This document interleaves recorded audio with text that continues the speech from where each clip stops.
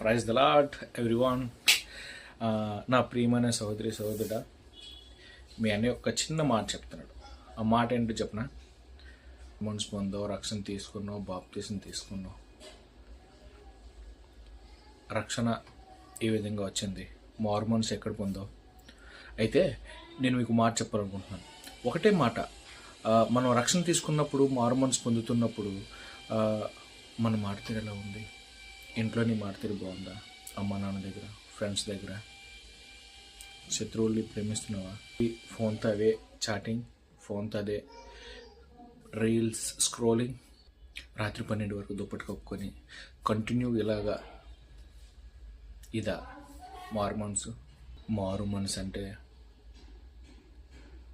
దుప్పటి కప్పుకొని దేవుడు రీల్స్ చూడడం కాదు,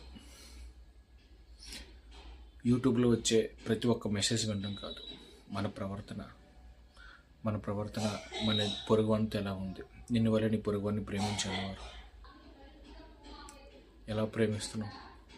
క్రియతో ప్రేమిస్తున్నావా? సహోదరుడా, సహోదరి, నేను ప్రేమిస్తున్నానని చెప్తున్నావా? నీ ప్రేమ మాటల్లో ఉందా, చేతల్లో ఉందా? నీకు మార్మన్స్ నిజంగా కలిగి ఉంటే ఈయన మాటలు నీకు టచ్ అయి ఉంటాయి. ఇకనైనా పడిపోయేవేమో ఎక్కడైనా చిన్న మార్మన్స్ నీళ్ళు కలిగితే దేవుడిని చూసి చాలా ఆనందిస్తారు. నీకోసం ఎదురు చూస్తున్నాడు. రా దేవుడి దగ్గరికి. ప్రయత్నం.